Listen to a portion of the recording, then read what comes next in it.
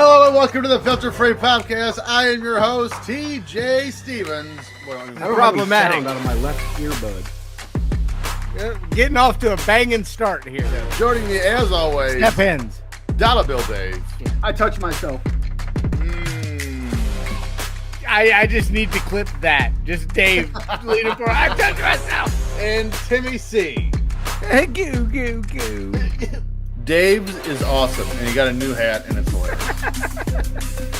Are you drunk? Yes or no? And it's marked on the right-hand side for both. Time limit draws get my panties wet. I love it. We've covered this butt wipe on a few different occasions.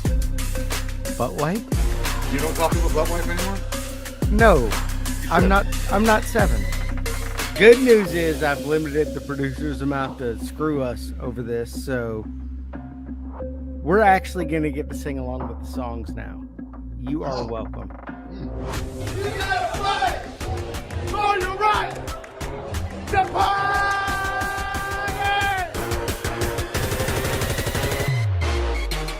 Pow! Where is your Pins. I'm growing the hair out. I'm letting my luscious locks flow. Ugh, Gross. that's my thing. You can't You're do that. stupid. Hello, Your mama? Your mama. Hello and welcome to the Filter Free Podcast. I am your host, TJ Stevens. Step ins. Former WCW World Heavyweight Champion and Florida State Seminole legend Ron Simmons will not be joining us tonight. Oh, I was Getting going to it. say, no, that's not who that is. Getting in early. Joining me as always, Dollar Bill Dave. And Timmy C. Aaron Rodgers. Who day? Who day? They Aaron. won 3 points. 3 points. Who day? They had a bad day. I mean, the Bears look like just absolute ass as well. Yeah, so. thanks for that, TJ. I was backing those guys, thinking, hey, they might be something. They got to And play a then tough team this weekend. Yeah, they're playing Kansas City this week. No. No, Oh, they're playing not. Tampa this week. They're playing Kansas City Playing- the week after. It's- We should do a it's- watch along. We it's should. the Battle of FFP.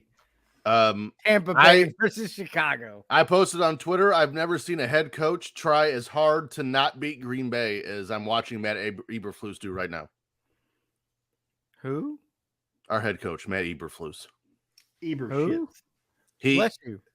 his thing is we're going to start every drive with a screen pass. And then every fourth play, we're going to run a screen pass. And then the sixth play. you ready Well, for it this? is every fourth play because you go Screen 3 and pass. out, and then every first down, the next drive, you start with a screen pass. He almost got like 4 of the receivers murdered because Green Bay knew exactly when and where they were coming. It was ridiculous. Anyway, please remember to subscribe and rate this show wherever you get your podcasts. While you're at it, follow the show on Twitter at FF Popcast, on Instagram at Filter Free Podcast, and follow our Patreon network on Twitter at Filter Free Net, and of course, watch on Premiere on Twitter. Timmy, what is available on our Patreon network? On the Patreon, you will get Legends Let's Rethink This, Footballers, which we just recorded, getting paid with Tim and Dave. By the way, it's so better when TJ is there in the background, putting little nuggets up that we're talking about. Yes. You must join us from here on out. Okay, You're hired. You're hired. You may get Evolution of Evil sometime. The fund director's busy working on Royal Rumble tickets and can't record a podcast with you. It is in Tampa. I'm in. It's like working with Dave. I'm looking real Although hard this at is that. 2 weeks in a row. I'm looking real hard at that. I'm getting ready to go on vacation, though. Of course. It's okay. We have plans. I'm going on vacation the same week, so I will make sure we get ahead on recording so that we can knock it out. Maybe I'll go Dave- on vacation that week. Dave is having a hard time adjusting to Alabama weather, apparently. Why? Because you've got something going on all the time. What was it you had last night? A homeowners meeting? Yeah. How'd that That- go? Did you It has murder nothing to do with the anyone? weather, by the way. Did you get kicked out? No, I behaved. But I wanted to call her a see you next Tuesday. I got a build another garage, so I have to attend all these meetings and get the lowdown on the rules and the regulations. I only have a 2-car garage, and shit, both our cars barely even fit in it. My truck's so damn big. But I got to build another one for the golf cart. So I gotta. Why don't you just I gotta buy go like and one of them plastic sheds at Lowe's? because I'm not poor. It's fair. I have a plastic. Gotta fit shed. my golf cart, and my golf cart is 7 knew feet it! tall. I knew it was coming. Well, that's where I keep the lawn tractor, and the chemicals are in. All right, the but plastic. he's building a garage for a golf cart. I mean, golf cart, lawn tractor, very similar. I don't have to. I don't have the room to add on, and I don't have a golf cart. So I'm trying to move out in the country. And get a golf Country's cart. trash. Skip that. No. Of Gotta course, be close to a Walmart so I can get my beer. I do that now. I'm very Walmart's close to for poor Walmart. people. It is. I hate Dave- Walmart. Dave shops at Trader Joe's. So Whole Foods now. go to www.watchonpremiere.com, and there you will get shows like Everybody's Got a Pod with Ted DiBiase, One of a Kind with RVD, Offer Chops with Jesse McKay and Cassie Lee, Stop Yawning, Chop Sports Fight Factory, Talking with Friends, So Says Chernoff. I got it that time. On the Ropes, That Was Extreme, the Bobby Fish Podcast, the Undisputed Podcast, Pro Football News. Of course, we're there. And of course, we'd be remiss. I say this every week, and I mean it. Our close, dear, personal friend Efren on the game event and IRFB with Mike Chioda. So if you like to venture back and forth on Watch on Premiere, you will notice we just had 3 videos uploaded in the last 2 days. Starcast had something to do with that, but the Patreon's caught up, and now our stream on Premier Streaming Network is caught up. We are caught up. Love it. So, what's going on with you guys? Anything interesting? I was gonna say we have no music or movies, so let's bullshit a little bit. How about Anything that? interesting going on in wrestling? I really haven't noticed anything. It's been pretty quiet on wrestling Twitter. I mean, AEW had a legit 412,000 people in 412,000, yeah. I was gonna say AEW measures their crowds like I measure my penis. Unpaid attendance and not turnstiles? So it's no. Maybe it's opposite because I measure bigger on turnstiles than. No, you would go off theoretical attendance as opposed to people actually in the room. That's how you do that. Hello, Amanda. Timmy's attendance is 1. Yeah, all the time, every time. It's usually 0, actually. Well, you're 1. That's it. So we've discussed this attendance thing in private with our text messages. Jack is upstairs. He's very upset about it. He thinks AEW is full of shit. Well, the issue is 72,000 is a hell of an accomplishment for a promotion that's 4 years old. Correct. And this is their first time in the UK. However, when they're diehard fans, I don't mean all AEW fans. I mean the diehard fans. You know, the ones that make women who flip off Adam Page in the middle of a match quit Twitter because they harass her to no end. Dave Meltzer? Fucking people. But when they build it up so much, this is going to be the greatest show of all time. And then Tony Khan says in the press conference with staff, it was almost 90,000 people. And then come to find out it was actually 10,000 under what you said. That's a big deal. To You be look fair, like a dingus. he had hired 10,000 more staff. They just didn't show up for work. I would bet money if Vince McMahon had a press conference after WrestleMania 3 and they asked him about the attendance, he would say 93,173. He would say nothing about the staff. He said that afterwards in the, the different magazine outlets and whatnot because they disputed the actual number. But Did you say magazine? Magazine. Okay. I'm still a little sick. I got some drainage in the throat, so Oh, some good. words come out So weird. you finally did get the crud. No, this is ongoing. I've had this for several days. Pink eye of the asshole. He's got pink eye in his brown eye. Medium rare eye. Hey. So there's Just that. a little bit of blood. We found out Soraya does not understand the difference between being a dick and being a heel. They're two very different things. As weird as that sounds. Which is weird because I think she knows a lot about dick. Just from things I've seen. That's hurtful. It didn't look like it was hurtful. It looked like she was enjoying it. I mean, I didn't say it was untrue. But here's the thing. I mean, she made a joke about it. I didn't. Well, she did. But if you're listening to this, said she didn't trust people with cameras. Yeah. And if you're listening to this and you go, oh, that's low hanging fruit, that's easy. Well, quit calling Twitter users ugly every time they disagree with you. That's not being a heel. That's being a dick. Also, low hanging fruit, her boob implants. Which she also brought up. And the balls slapping on her cheeks. Low hanging melons. Also, her boyfriends don't have the best track record either. She's bad at picking dudes. What else happened? Jade Cargill's going to WWE apparently.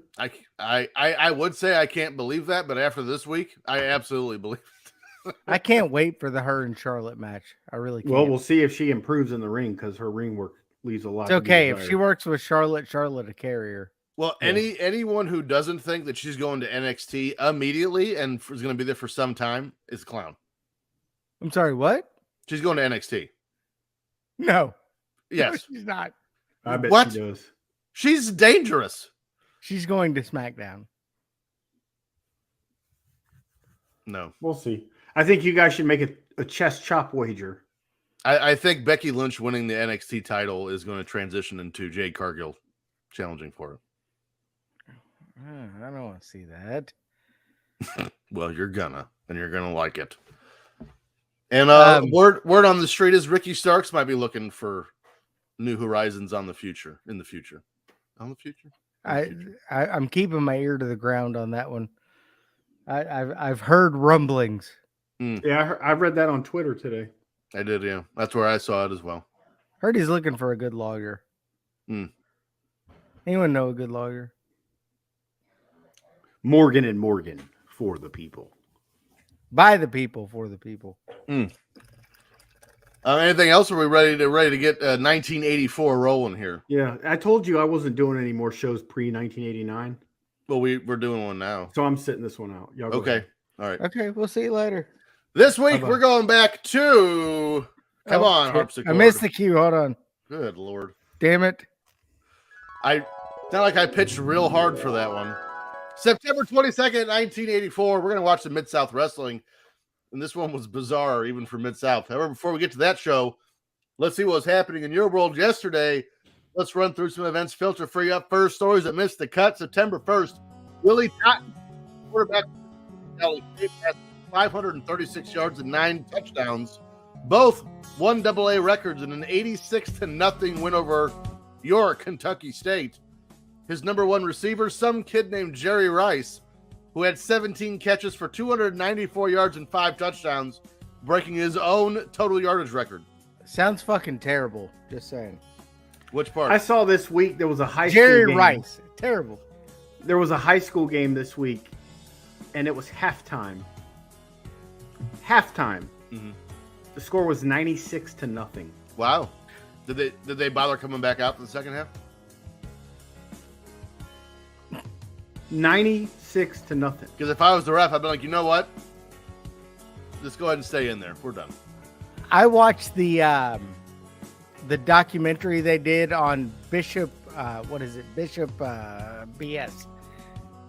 Bishop Sycamore or whatever it was. Yeah, Bishop Sycamore, about the con man that created that school. Wow, that dude's a trash bag, and he almost got some kids killed. I hate it. Okay, I'm gonna have to watch this now. It's on Max. I have. That's more than 13 touchdowns in 30 minutes of football. That's crazy. Actually, high school plays 12-minute quarters, so 24 minutes of football. Did the other team have 8 players? I'm guessing it was 11-on-3. I don't really know. That's the only way that makes sense. they had a punter, a kicker, and a holder. That's it. In a deep long safety. snapper. September 6th, Amadeus, the play from Peter Schaefer, premieres in Los Angeles. It would go on to win an Oscar for Best Picture in 1985. Never seen it. Amadeus. Amadeus. Amadeus. Rock me, Amadeus. Amadeus. For some reason, the Today Show did a remote episode from Moscow. It probably Social coincided distancing. with one of Reagan's visits. Social distancing. That makes sense. That could have been. He went over there a lot. What does social distancing have to do with the Today Show going to Moscow? Mikhail Gorbachev, tear down this wall. September 7th, Doc Gooden of the New York Mets strikes out 11, giving him the rookie record for strikes out in a season with 236. We've covered him extensively on the show in the past. Tony Khan's favorite pitcher. A lot of coke. A lot of cocaine. September 7th, Janet Jackson marries James DeBarge, and it was annulled 1 year later. Nasty boy. Very That good. sinks her boob. Well, just the one. Actually, you only saw like a pasty. You just saw the meat. You didn't see the I nip. didn't say I said her nipple. I said I saw her boob. You should have slapped her, Diddy. Mm. Get you kicked No. off Twitter. That'd get me kicked out of the Super Bowl. He would have gone to real jail for that one.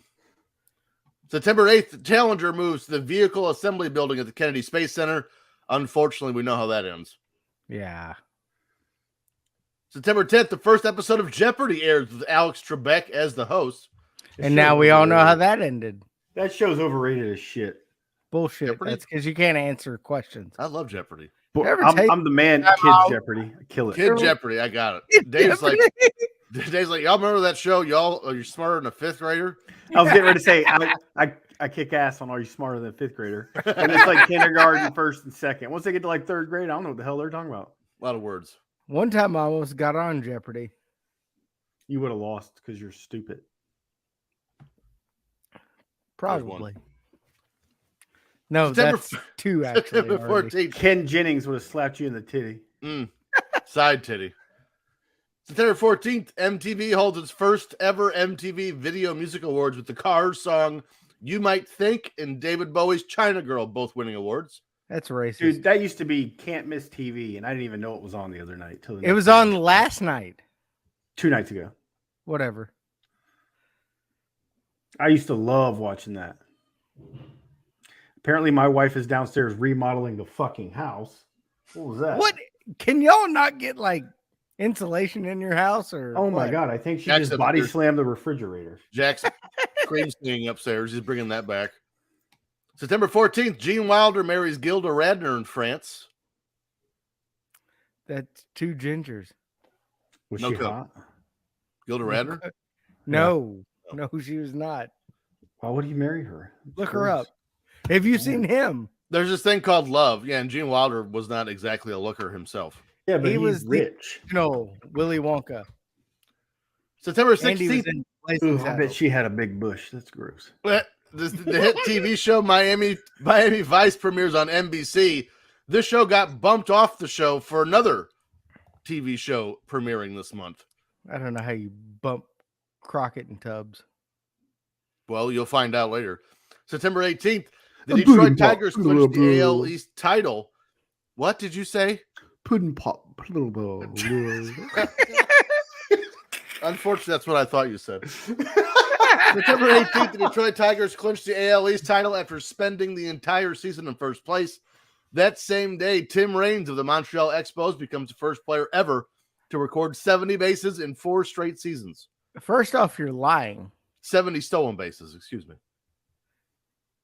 The Cincinnati Reds of 1990 were the only team to ever go wire to wire first place. So you're full of shit on the Tigers spending the entire season in first place. Wrong. Okay. So it was like 98% of the season, excuse me. Well, that's not all of it. Okay. I hate Tim.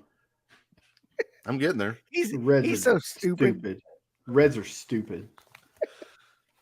September Joe 23rd, Detroit Burrow. Tigers legend Sparky Anderson becomes the first manager to ever win 100 games in both leagues. TJ, take a poop with your pants on. I hate Well, that's what you get. That's what you get. hate you. September 24th, the Cubs break 2 million fans for in-home attendance over the course of the season for the first time ever and reward the fans by clinching the NL East title. Wait a minute. In-home attendance, they had 2 million people that didn't go to the game? Yeah, it was empty every time. I wonder they how long it would said- take the Rays to do that. By the way, a week later, they'd break their spirit when they got bounced from the playoffs. Yeah, this would be the year Chicago fans would build an unhealthy hatred of Steve Garvey and the San Diego Padres. And Steve Bartman. That was later. I never hated Steve Bartman because, as I've always maintained, if anyone who says they wouldn't have tried to catch that foul ball is insane. I absolutely would have tried to catch it. And there was 8 people around him trying to catch him. I'd have punched Moises Alou in the dick to catch that foul ball. That'd have been a great YouTube clip. He's throwing his tantrum. All of a sudden, the guy comes out and just punches him in the dick. Quit your whining, pussy. September 25th, Rusty Staub of the New York Mets joins Ty Cobb as the only 2 players to ever hit home runs as a teenager and then in their 40s. Rusty Staub is a great name for a human being. Has Pujols done this? When did he debut? I think he was 20. I hit a home run in my teens. I'm just Stop waiting to see if I can hit one in the next 6 years. You're running out Bitch, of you time. struck out in T-ball. Shut up. It was slow pitch 27th. softball. That's not better. September 27th, Avril Lavigne is born in Belleville, Ontario, Canada. But She's a skater boy. She is. She's a skater boy? No, she wants a skater boy. Oh. September 29th. she's probably The hot Cars- now. Okay. The Cars lay down the song Drive, which peaks at number 3, and Prince drops Let's Go Crazy as it peaks at number 1. There's your music for the show. Oh And no! if you mix them together, drive me crazy. Well done, Dave. Well done. She drives me crazy, and I I can't help myself. I can't wait for this next story. TJ, please go with this. September 29th, Elizabeth Taylor goes into rehab at the Betty Ford Clinic. Oddly enough, she meets her future husband, construction worker Larry Fortensky. All right. First off, hilarious. It was a construction worker, and she was Elizabeth Taylor. Mm-hmm. Second off, how many times has she met her future husband? It's like 70. But what'd she have, 7, I You think? guys will never guess who I No. named at Betty Ford Clinic. Elizabeth Taylor. I'm then gonna his have friends are my like- wife walk by. We'll cat call her while we put up this cinder block wall.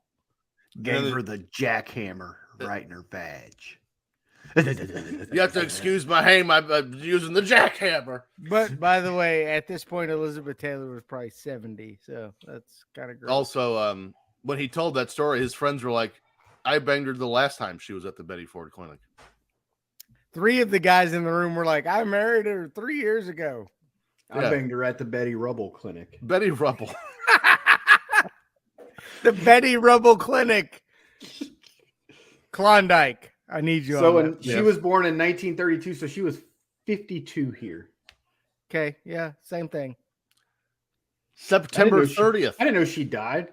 Yeah, she just said she was born in 1932, I thought she was like 100. and she lived a very hard life, as we know from reading that story. Lots of jackhammering. Lots of construction workers in that zone. Gross. September 30th, Mike Witt of the California Angels throws a perfect game against the Texas Rangers as the Angels win 1-0. On that same day, Don Mattingly of the Yankees wins the AL batting title with an average of .343. So guess what stat we're not doing for box score trivia? Donnie Baseball. Love it. Indiana legend. And I don't know September 84 30th. baseball anyway. Do what?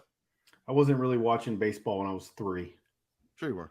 I mean, we're still going to do baseball, just when we're not doing batting average. To be fair, I was old enough to be in MLB this year. I was born the next year.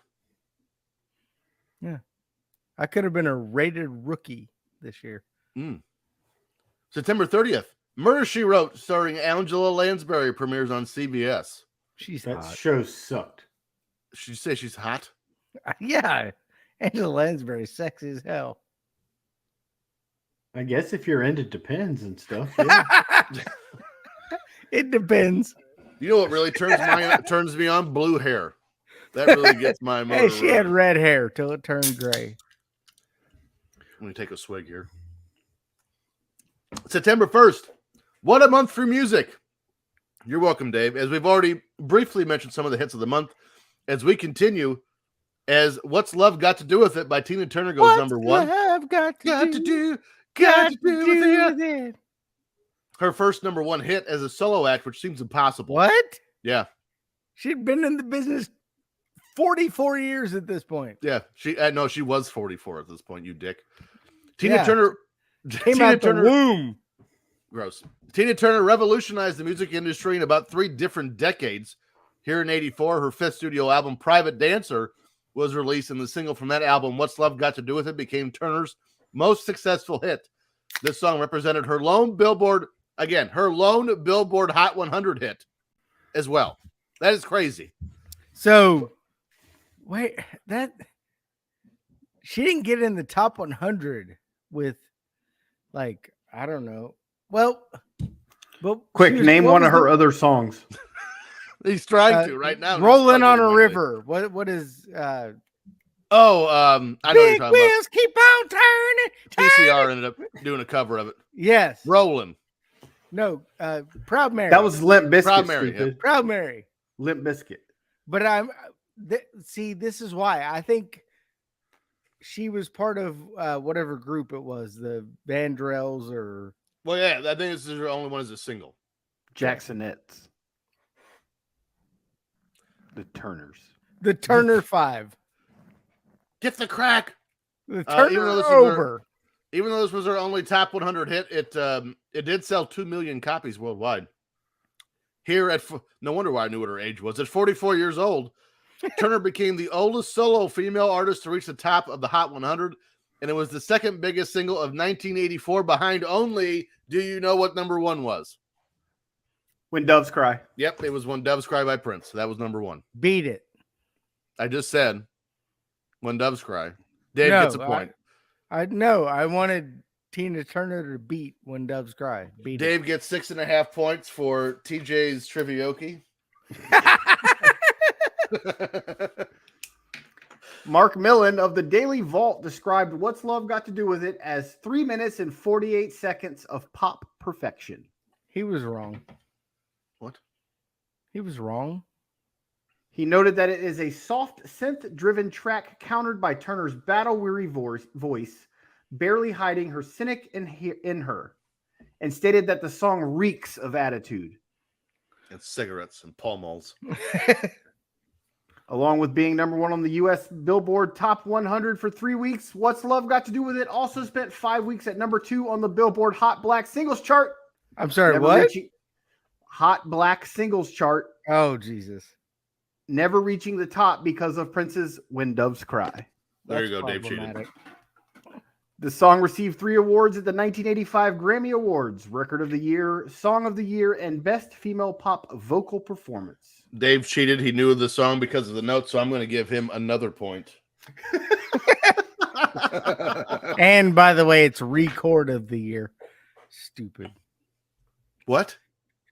What? It's Record of the Year. No, it isn't. You're a record. TJ, this shit's too easy. An early pioneer of 1950s rock and roll, Ike Turner is best known for his work in the 60s and 70s with his then wife, Tina Turner, as the leader of the Ike and Tina Turner Review. The reviews came in poor. In 1960, Turner and 2 others were charged for, quote, interstate transportation of forged checks and conspiracy. He's good. Were they working with Barry Windham? No, not in 1960. Oh. In 1974, Turner and 3 others were arrested for using illegal blue boxes at Bullock Sound Studio to make long-distance phone calls. I don't even know what that means. Nope, I have no idea. Sounds bad. Sounds like something from Where in the World is Carmen San Diego. That's what it sounds like. Before the age of 30, Turner did not use drugs or drink alcohol. In fact, he would fire anyone in his band who used any substances. Without him. But Turner was first introduced to cocaine by, quote, two very famous people he had been working with in an international hotel in Las Vegas. Would you like to know who it is? Yeah, because I was trying to figure out in my head, like, it's 1974. Who could that be? Producer D'Angela Proctor alleged that Turner's unsung documentary that the two famous people were Elvis Presley and Red Fox. That is a party, my friends. I would Elvis, just want to hang out with Ike, Red Fox. Elvis, Ike, and Red Fox. Dummy. I was going to say James Brown. That would have been close, too. Yeah. Excuse me, Elvis. Can you stop shaking your hips? I'm trying to listen to Red Elvis, Fox. I don't want any peanut butter and banana sandwiches. Go away. Yeah, Dale Jr. His addiction caused a hole through his nasal septum, the pain of which he relieved by using more cocaine. That seems like a bad idea. He eventually began freebasing crack cocaine. Wow. Through his nose. Well, that would be really weird. In 1980, a SWAT team raided his Bullock Sound studio, finding a live hand grenade and 7 grams of cocaine. That's in my room right now. Turner received his first conviction for cocaine possession in 1980. Who doesn't have a live grenade just laying around the house? Right?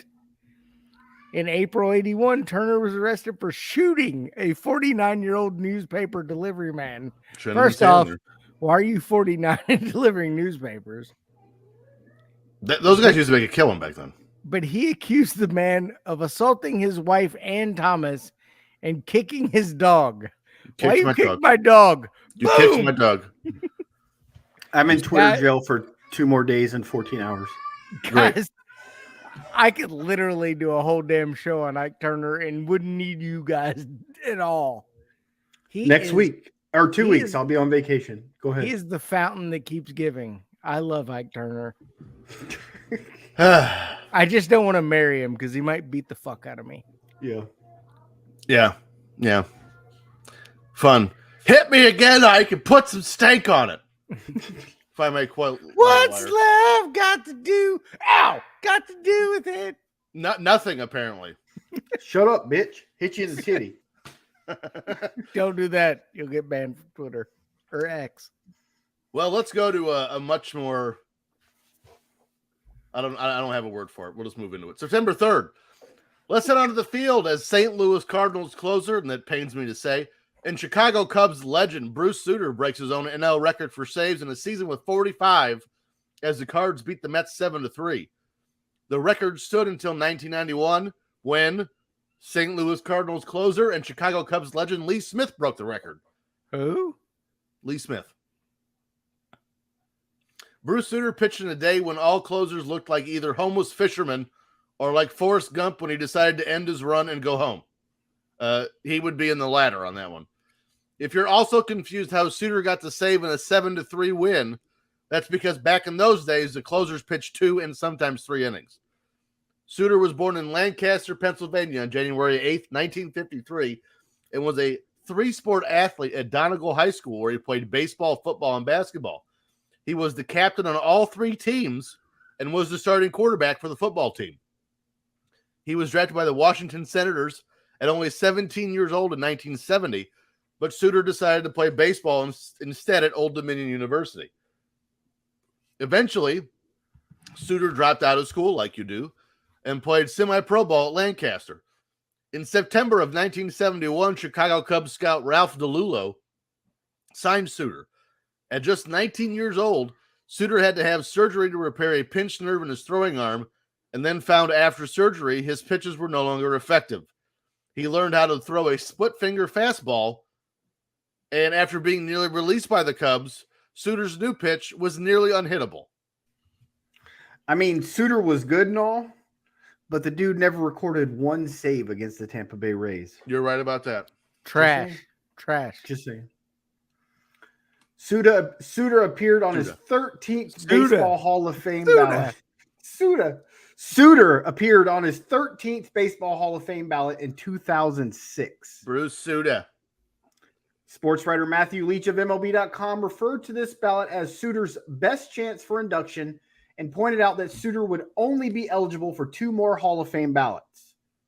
Nearing the end of his eligibility, Suter said he did not think about induction very often. It's just an honor to be on the ballot, but it's not something I think about much. I have no control over it. It's out of my hands. It's the voters. It's in the voters' hands. There's nothing I can do about it. I can't pitch anymore. There's a lot of guys that think I should be in that aren't in. It's for the special few people who get into the Hall of Fame. It shouldn't be easy to get in, he said. On January 10th, 2006, Suter was elected to the Baseball Hall of Fame in his 13th year of eligibility, receiving 400 votes out of the possible 520, which was almost 77%, and was the 4th relief pitcher inducted of all time. Dave, I'm going to tell you, after reading that quote, I'm glad Bruce Sutter wasn't a used car salesman, because he wouldn't have sold shit.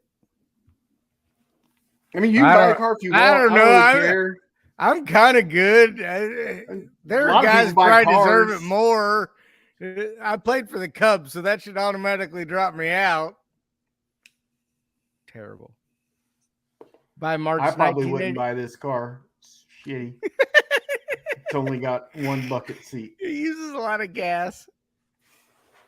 By March of 1989, Suter was dealing with a severely torn rotator cuff, which is bad for a pitcher, and he admitted that he would unlikely be able to return to baseball. There's probably a 99.9% chance I won't be able to pitch again, he said, once again being the consummate salesman. General manager Bobby Cox said that, quote, Bruce is not going to retire. We're not going to release him. We'll put him on a 21-day DL and then probably move him to the 60-day DL later on. Suter planned to reevaluate his condition after resting his arm for 3 to 4 months. Thank you, Bobby Cox. The Braves released him that November. Asshole. Upon the news of his death, MLB Commissioner Rob Manfred said, quote, Bruce Sutter was the first pitcher to reach the Hall of Fame without starting a game, and he was one of the key figures who foreshadowed how the use of relievers would evolve. Bruce will be remembered as one of the best pitchers in the history of our most historic franchises. I don't know why he said 2. He said 2, but I feel like just the Cardinals. Who thinks about the Cubs? Bitch, the Rays have Tampa Bay Rays legend Wade Boggs. You shut your whore mouth. He went in as a Red Sox, I'm pretty sure. Fred McGriff. Good Lord, come on. Come on, man. He should have went in as a Blue Jay. So if you're not watching the video, you can't see this. So I put up a banner that says the Cubs have 14 Hall of Famers, 4th in the league. The Yankees have 27. The shit Reds have 10, and they've been a team since 17-13, and the Rays have 0.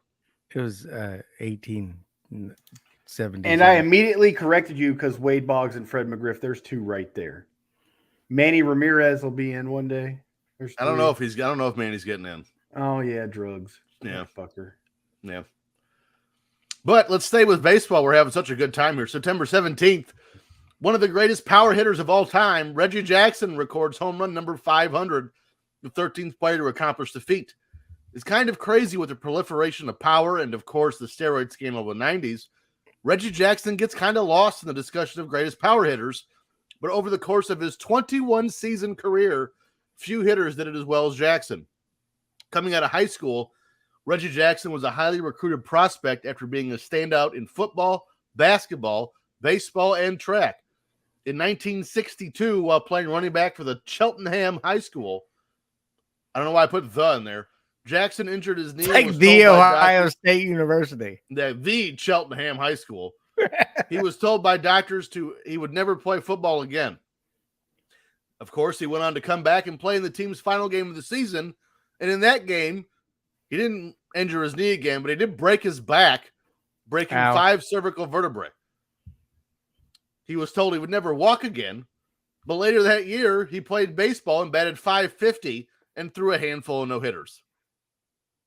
.550. They might have been wrong. Just a skosh. I think your doctor is on the Muppets. I threw a no-hitter on Monday. Did you? Yeah. Against who? Yeah. Okay. Jackson was being recruited by Yeah. He was being recruited by Alabama, Georgia, and Oklahoma, who were all willing to break their color barrier just to bring in Jackson. Again, it's 1962. He declined Alabama and Georgia as Jackson did not want to play in the South, and declined Oklahoma. And this is my favorite sentence I wrote in this whole story, because the school told him to stop dating white girls.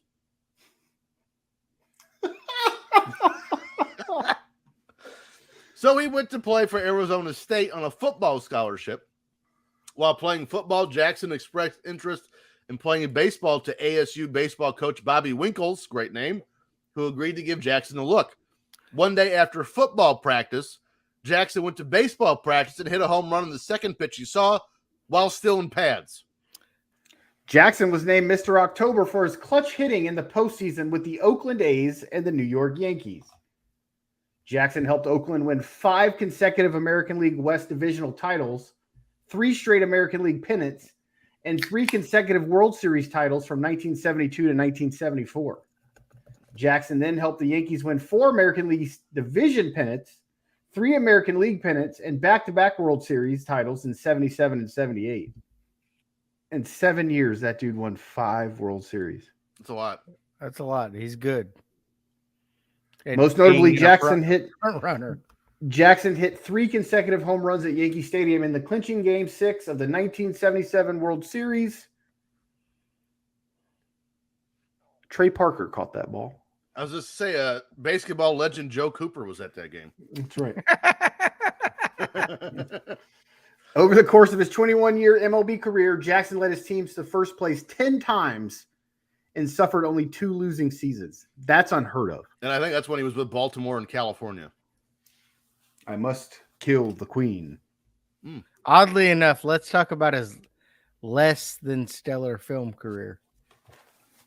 Or not. Naked. Jackson appeared in the film The Naked Gun. Yes. From the Files of Police Squad, portraying an Angels 3. outfielder, which, by the way, he was hypnotically programmed to kill the Queen of the United Kingdom. I don't know why they didn't say the Queen of England. Naked. I don't remember Angels in the Outfield being like that. He also appeared in Richie Rich, the aforementioned Basketball, Love it. Summer of Sam, which is one of the best movies ever. And I watched that movie about a month ago. One day I'm going to be a big sports star. One day I'm going to own a big sports bar. In 1979, Jackson was a guest star in an episode of the television sitcom Different Strokes. Oh, I got one of Brittany's mom's pubes in my mouth. God, he's got a great filmography. He played himself in the Archie Bunker's Place episode Reggie 3, Archie 0, which is the spinoff of All in the Family, and not as good on that one. In 1990, MacGyver episode, crazy, called Squeeze Play, the Jeffersons episode, The Unnatural, from 85, and Malcolm in the Middle episode, Polly in the Middle, from 2004. Dude had cred. Sure. Jackson was also considered for the role of Geordie LaForge in the series Star Trek: The Next Generation, a role that ultimately went to LeVar Burton. Reading Rainbow. Thank God. Wasn't he known as like one of the biggest assholes? Reggie Jackson? Yes. He did not have a popular appeal outside of baseball, no. He knew his value, I think, is how they describe it now. From 1981 to 1982, he hosted Reggie Jackson's World of Sports for Nickelodeon. I didn't even know Nickelodeon existed then, which continued in reruns until 85. Jackson was by Wild and Crazy Kids. You can't do that on television. It's like rain. Jackson was the de facto spokesperson for the Upper Deck Company during the early 90s, appearing in numerous advertisements, appearances, and participating in the company's Heroes of Baseball exhibition games. Dude had star power. You know, we just talked about Reggie Jackson, who had over 500 home runs. Bruce Sutter, who had exactly 300 saves in 12 seasons. I think I'm getting ready. But it's September. Let's do NFL. You guys ready? We're not doing that. I run this. You do not. Let's do golf. But today, I'm the greatest of all time.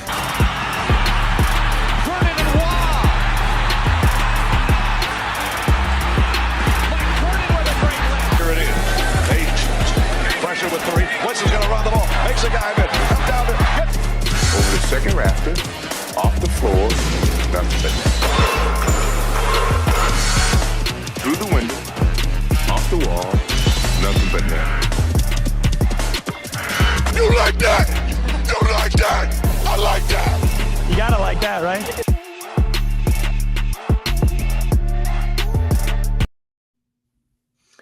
Here we go. So again, we're not starting off with batting average leaders because we know Don Mattingly was the league leader. Tony Gwynn. We're going straight to home runs here for 1984. Let's see. Kirk Gibson. Reggie Jackson. I think you can get 4. Kirk Gibson. No Kirk Gabson or Reggie Jackson. Who is Kirk Gabson? Gabson. Kirk Gabson. Don Mattingly. Don Mattingly, no. No. Let's Wade Boggs. see. Daryl Strawberry. Nope. Shit. Wow. 84. Ozzie Smith. Yep. Garrett Pedro Guerrero. Nope. One of Ozzie Guillen. One of these guys we've covered before because he hit a lot of home runs, but he batted like 113. What was the catcher from the Rays last year? That's what I was just thinking of. What's that fucker's name? Greg Zanino. Nick Asaski. Mike Zanino. Mike Zanino. No to all of that. Dave Parker. Did you say Mike Asaski, the guy that made the Little League videos? Nick Asaski. Whatever. He was first baseman for the Reds. Dave Parker. No. Jesus, this was a dead area for baseball. I'm going to give you the teams of the guys I thought you would get. Won't matter. Atlanta, Philadelphia. Dale Murphy. Dale Mike Murphy Smith. second. They were both tied for second with 36. And then the other one, well, Hank Aaron. The one we've covered was from Oakland. And another Terry guy, Steinbach. Ricky Henderson. I got criticized for putting him in the same category as Ted Williams. And it's not Jim Rice, it's the other one. Oh, God. That's how forgettable he is. I don't know. Carl Yastrzemski. Nope. Mike Yastrzemski. Nope. Steve Yastrzemski. Yep, that's it. You got it. Steve Got it. Sack. No, not Steve Sachs. Here's Andre your go. Dawson. Yastrzemski. Here's the rest of your top 10, all tied for 10th. Boston Red Sox legend Dwight Evans with 32. I said Oh, him. that asshole. Ron Kittle of the Chicago White Sox. George is Who? dead. And Tom Brunansky of the Minnesota Twins. Is that the guy that had the youth baseball videos? No. Tom Amansky? Oh, Tom Amansky. Fred McGriff was in those. Yeah. All tied for 5th. Andre Thornton, Lance Parrish of the Detroit Tigers, and Dwayne Murphy. Dwayne Oakland Murphy. Dale's brother, Dwayne. 4th from the Oakland A's, Dave Kingman with 35. Fuck that guy. And league leader of the Boston Red Sox, Tony Armas, had 43. I think it's a Ramos. No, it's definitely Armas. I'm looking at it. Let's go to top 10 RBI leaders. I think you guys are going to cut more of these. Let's see if you can get 4. Dan Klingman. Because a couple of the guys you did say for home runs Dan are on the Klingman. RBI list. I'm going to give you that. Dave Kingman is 3rd with 118. Even though you definitely said Dan Klingman. Dave Parker.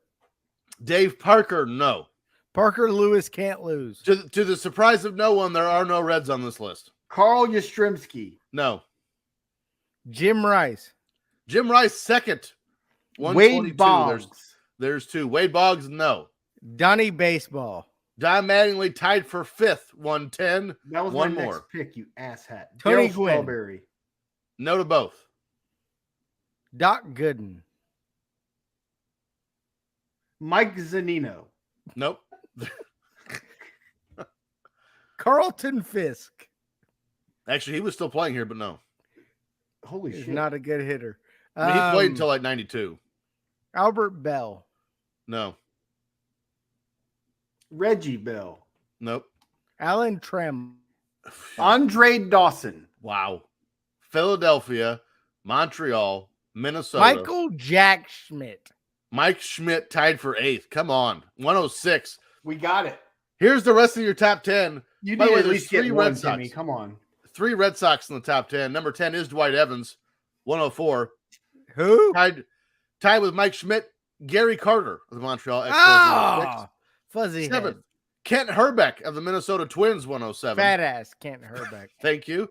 Tied with Mattingly of the Baltimore Orioles, Eddie Murray, 110. Fat ass Eddie Murray. 4th, Alvin Davis of the Seattle Mariners. I don't know him.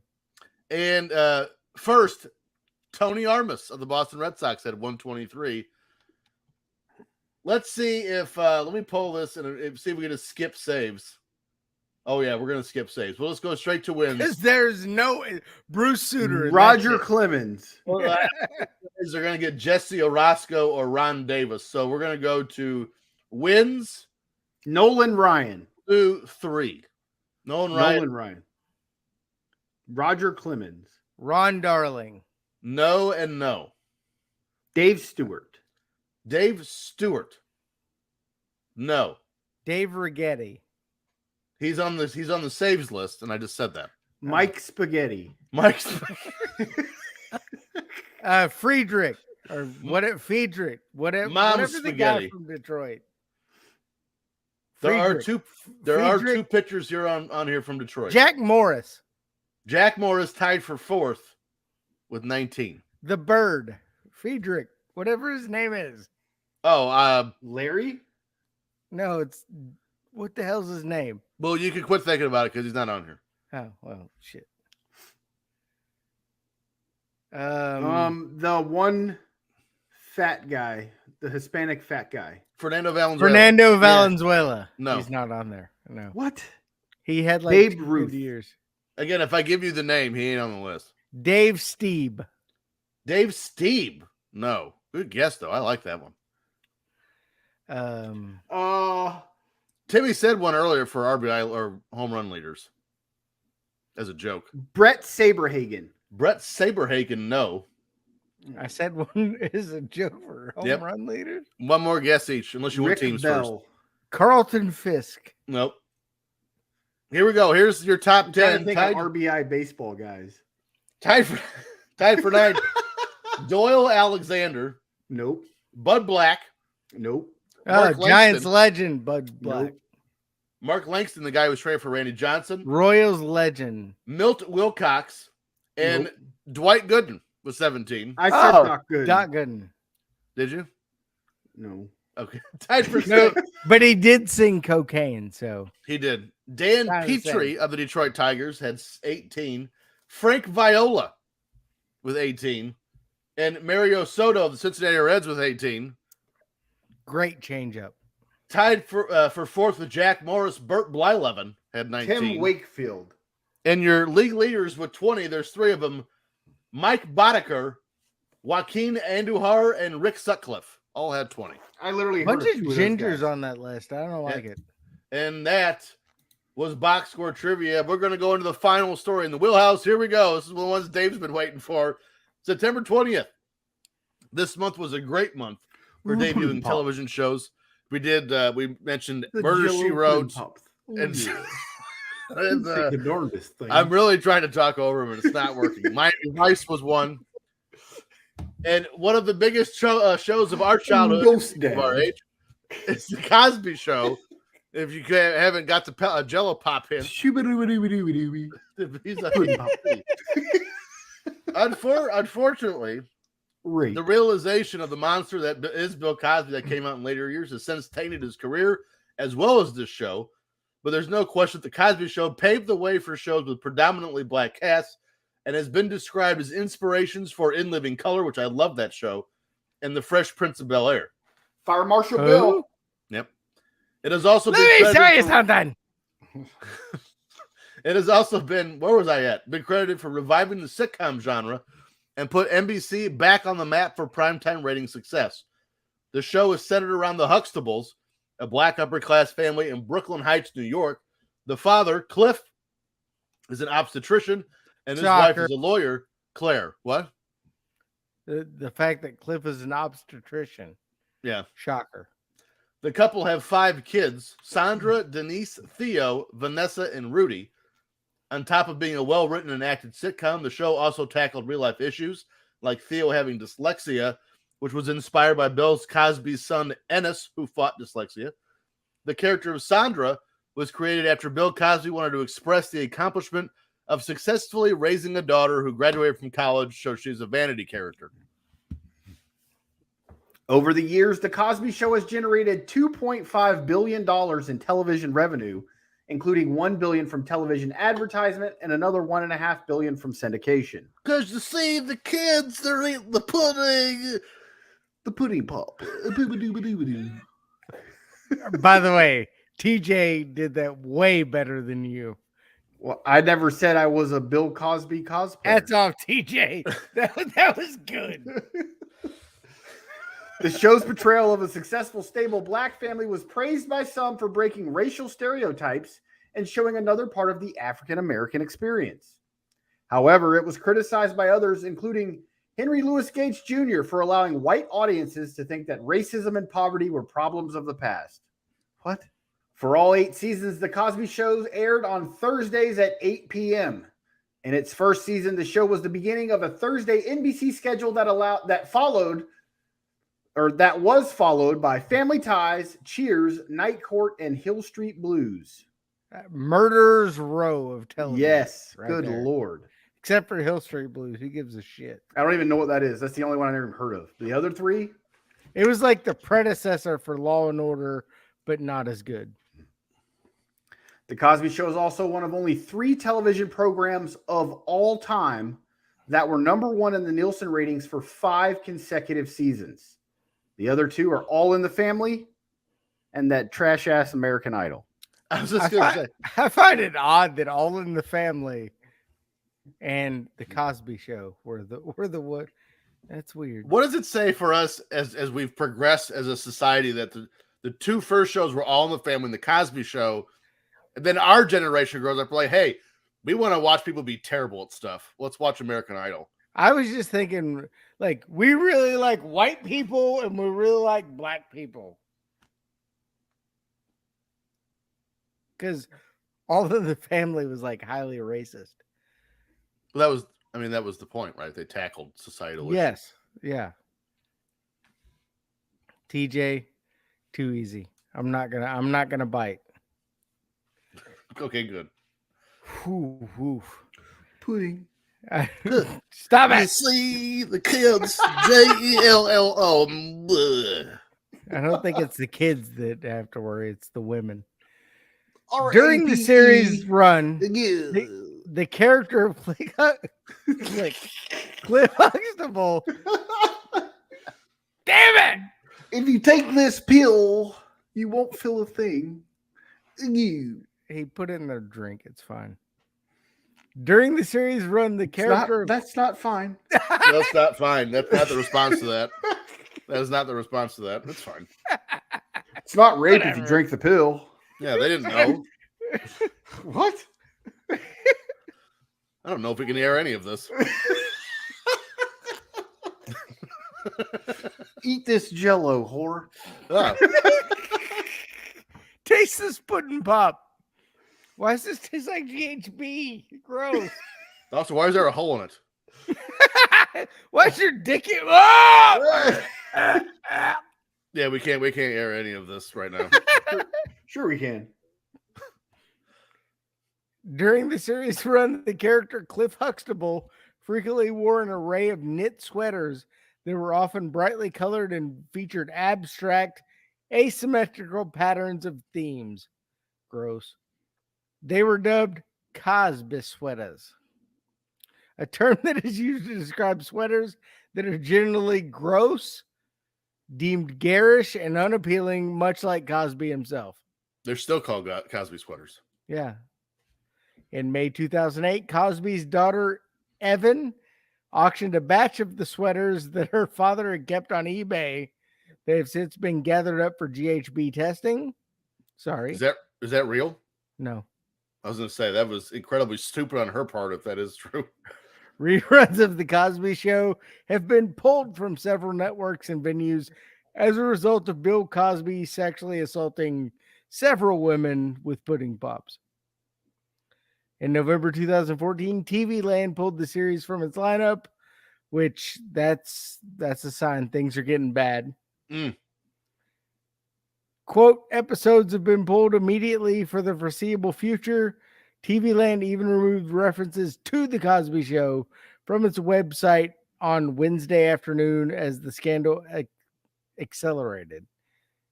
Yeah, they jumped out quick. In December 2014, the Magic Johnson-owned network Aspire removed the show from its lineup. When Magic jumps off, you know you're in bad shape. But there's a winner.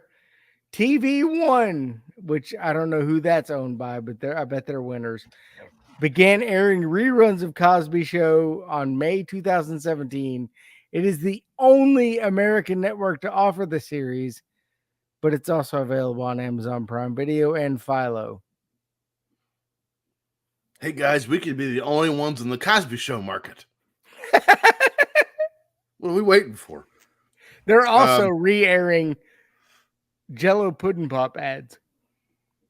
It is headquartered in Silver Spring, Maryland. And Cosby Show? No, the TV One.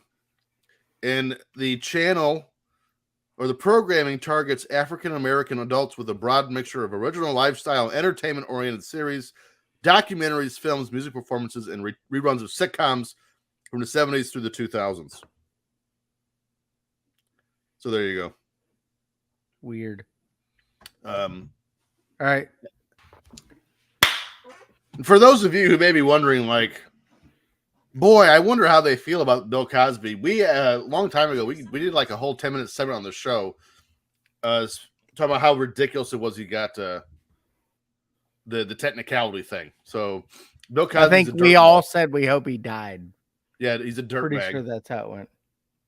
But let's just jump into, since these two clowns didn't do their homework, Mid-South Wrestling, September 22nd, 1984. We are joined by Jim Ross and our favorite, Joel Watts, is here with us. A goo. Yeah. No fantastic. There is no have you synced it this week? No. But we're going to give TJ 14 points anyway. Thank you. Ghostbusters. By the way, I happened to look at the Billboard Top 10, I think. Well, I did for the Tina Turner. And we covered most of them. Yeah, and in the top 10 for, actually, no, it was the entire year for 84. In the top 10 was the Ghostbusters theme song. Pretty sure we've done it. Which makes me happy. After the show opened, we are joined by JR and Joel Watts as they announced the main event for the show. Our boy, Terry Taylor, is going to take on Hercules for the TV title medal thing. They also say that the exotic Adrian Street will be on the show, and this actually perked my ears. I've never seen him wrestle before. Joe Exotic? No, not even close to the same guy. Okay, good. JR, we have an exciting night of wrestling here at the Mid-South Coliseum. A goo. Is there anyone more useless in wrestling than Joel Watts? Tony Khan. Apparently, he was a very good producer, but that was about it. Tony Khan. Then Daddy, why do I have to be on the screen and look like a dumbass? That's a fair question. All I could think of is, boy, I hope Terry Taylor's on this show because it's Mid-South. He is. I was not disappointed. Thank you. Wait, where the fuck is Boyd Pierce? In the ring. So him and JR just swap spots. Yes.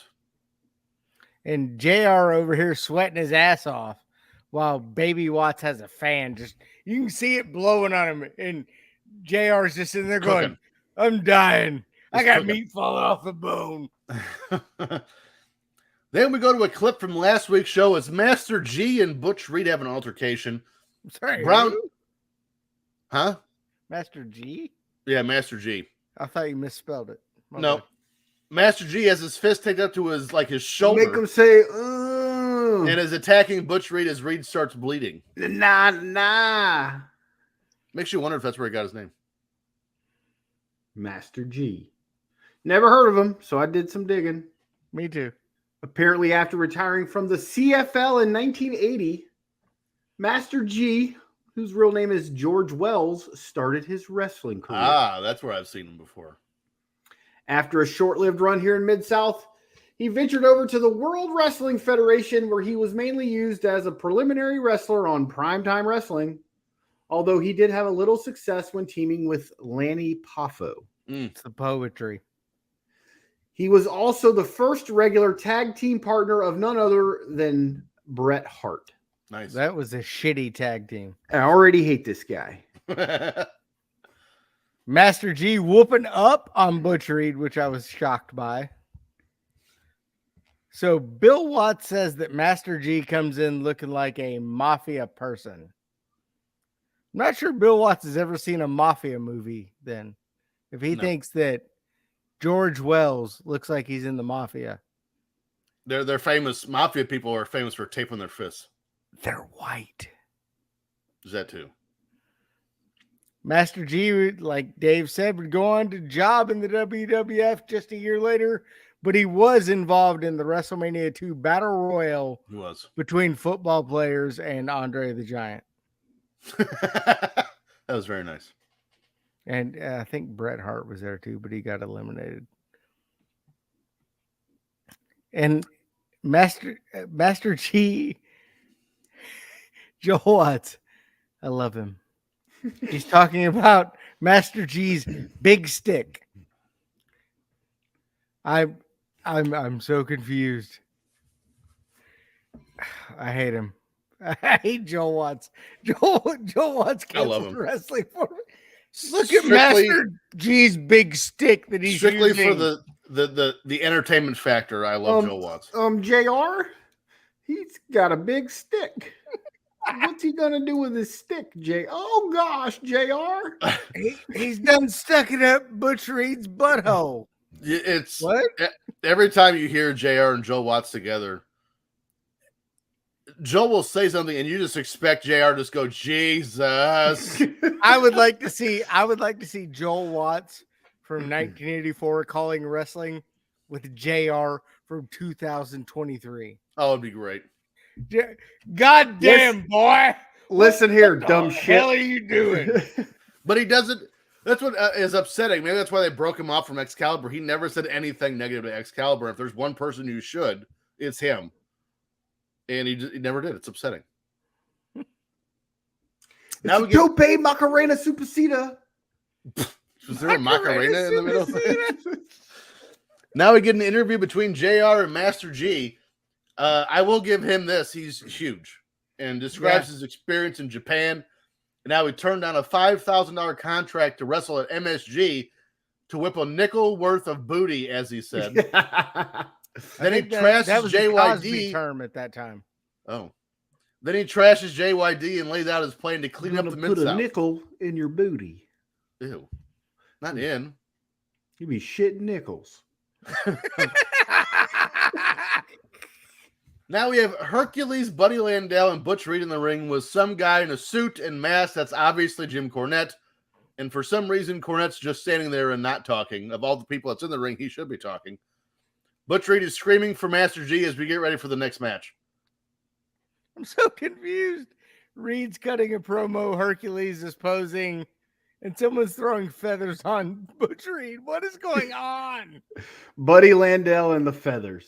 This was the whole show. This was the whole show. This was like a USWA show. Just listen to Landel. This is all I said the entire show. You tell him. You tell him, Butch. Yeah, you get him. He's lucky I ain't going to be here. Match 1. Because I throw feathers on him. Yeah, I'm going to hit him with my pillow. I can't wait to watch Buddy Landel in a steel cage pillow fight. Rick McCord and Steve Miller take on the Mid-South Tag Champions, the Midnight Express. The Express take control from the beginning and never relinquish it. Condrey destroys McCord with a ton of backbreakers, and eventually Eaton comes in for the knee drop and the pin. Jim Cornette in a mask. It's the best he's ever looked. Mm. Did you guys notice Put a they mask on his misspelled? wife. Did you guys notice they misspelled Cornette? No. Cornett. Jim Cornette. Good. God damn. Where's the E, motherfucker? I still think the best version of the Midnight Express is Beautiful Bobby and Sweet Stan. Yes. You are correct, sir. Yes. And I had to watch every single second of this show because I will never not make fun of Joel Watts and his commentary. Absolutely. He is the worst. First thing I thought, because we had done Primetime 91 before, Hercules looked like $1 million here. Because I shit on him last week because he looked like trash. 84 Hercules peak. Yeah. Looked great. I'm thinking Steve Miller should have brought his band with him, though. Or maybe jump on a jet airliner. Well, they were here, but they took the money and ran. Big old jet airliner. We're back in the ring with Butch Reed and Buddy Landell, and for some reason, Dave, what are Landell you is a doing? bag of You're feathers. like folding newspaper in the background. I What? can hear you. I can hear Dave just. But can you hear Buddy Landell's bag of feathers? Yes. Poof, poof, poof. Why is Buddy Landell still throwing feathers? He never stopped. All show. I asked the question: is every segment of the show going to start with Butch Reed cutting a promo while feathers get thrown at him? And This here's is the weird. aggravating And by part. the way, they do shit. They never explain it until the payoff. Just catch these feathers. Yeah. And then the best part is the feathers are in the ring during the next match. Yes. All over the ring. Every time. It's Terrible. like they're wrestling at the Playboy Mansion. Match 2. Action Mike Jackson takes on Adrian Street. I love how Street works in the ring as a heel. He gets an armbar on Jackson, and when the ref goes to check on him, Street is wrenching on the fingers of Mike Jackson. Love that move. Jackson does get some offense in, but eventually Street proves to be too much, and he gets the win. This was also a masterclass by JR on how to get a new character over from the announce desk, as he said things like, "Don't let the packaging fool you. Underneath that long blonde hair is 2 cauliflower ears, and you have to earn those." Good old Action Mike Jackson. That's my dude. He's our new Terry Taylor. He's on every show we do. I was so hoping he was going to walk the Up ropes. to 2023. I seen him wrestle in 2023. He looks like, if you imagine Stu Hart from 93 getting in a wrestling ring, it's Action Mike Jackson now. A little bit skinnier. But I love this Adrian Street gimmick. It's great. And did you know Street and his servant, Miss Linda, actually got married in real life 21 years after this? Because they were dating. Street passed away in July of this year at the age of 82. Yep. Yeah, he was like 43 years old here. Yeah, he had a long career in England before this. Yeah.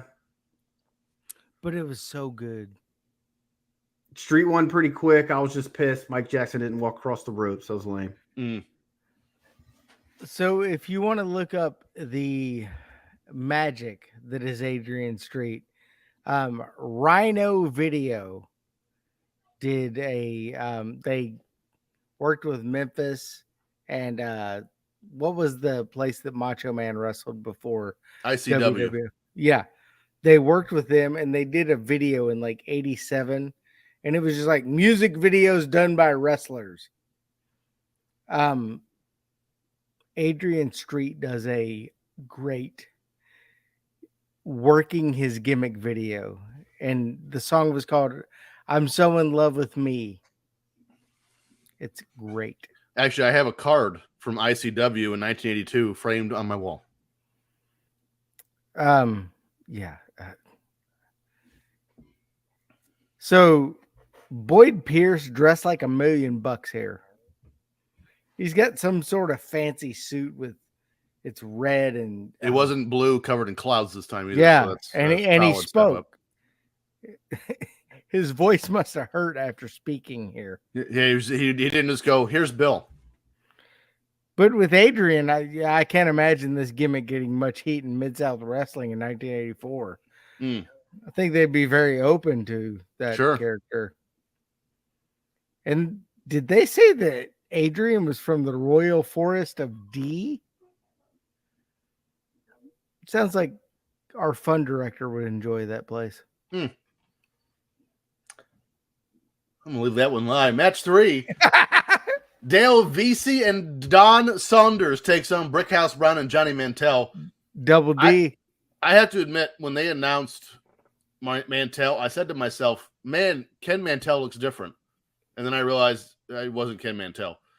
Overall, this match was pretty sloppy, and obviously, I thought it was Dutch Mantell. Yeah, I was thinking Dutch Mantell looks weird without all the back hair. Yeah, he actually looks like a human and not a teddy bear.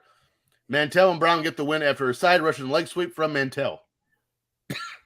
I'm pretty sure Brickhouse Brown has been on every Mid-South show we've ever watched. Yep.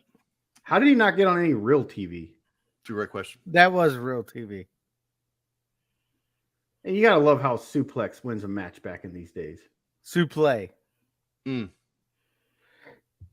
All I could think was, I've heard of Brickhouse Brown. That's about it. Okay. We go back to the ring to start the next match, and Butch Reed and Buddy Landell, they're back in the ring yelling and screaming for Master G as Magnum TA stands there and stares at him. I like that subtle part of the promo with Magnum just standing there staring a hole through him. Do we need a Butch Reed promo prior to every single match with Landell throwing feathers? Still, all over the ring. Son of a bitch! Butch Reed, quit it! Wait, did he just say cum sucking? I don't think that's what they said. I think it's what he said. So in back-to-back matches, you've got the Forest of D and cum sucking. Terrible. What's going on in your house, Timmy? Fun director is enjoying this show. Oh, way to deflect. Match 4.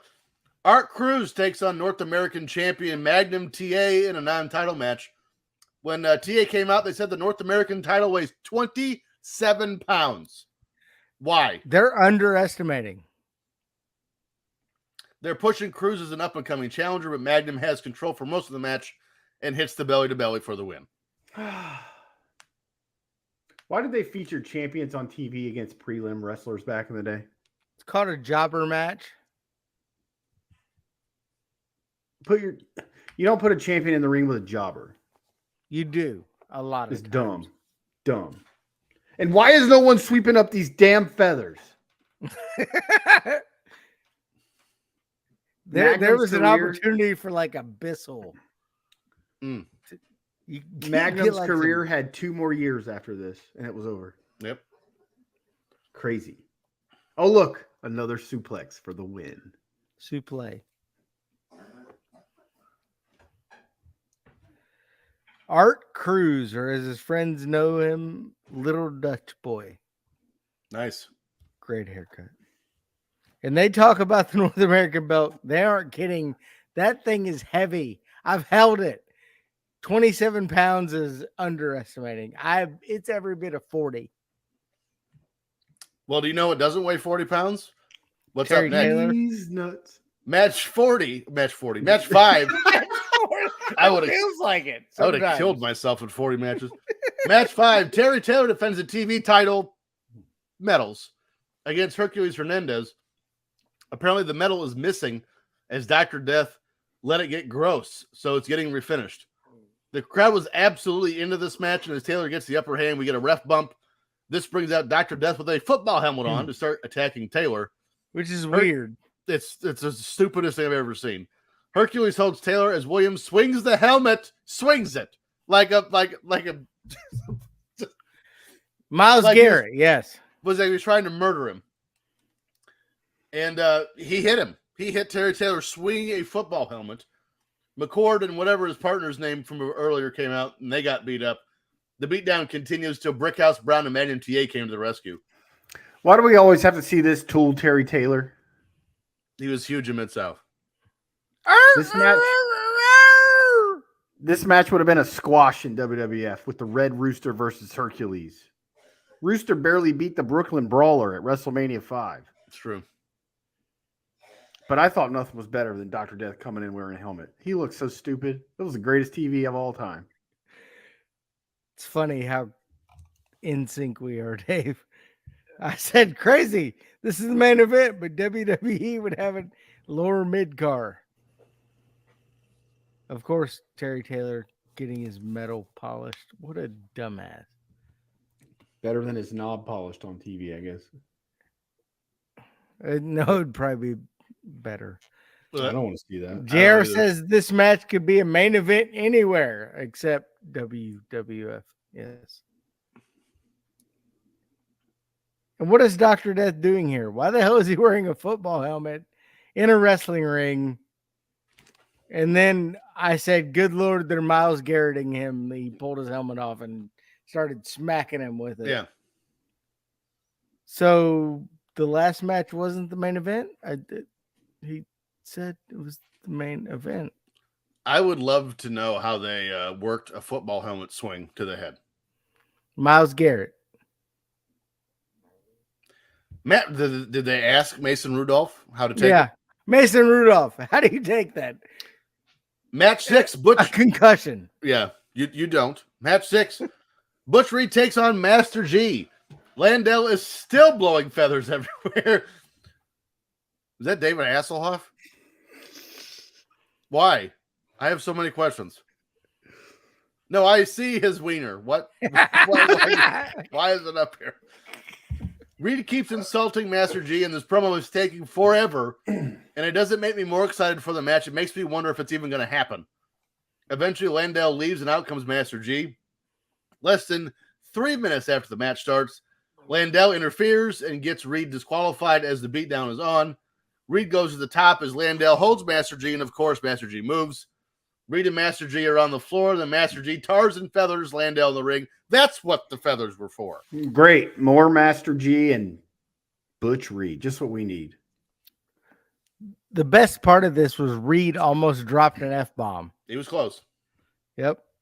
Master G gonna make him say,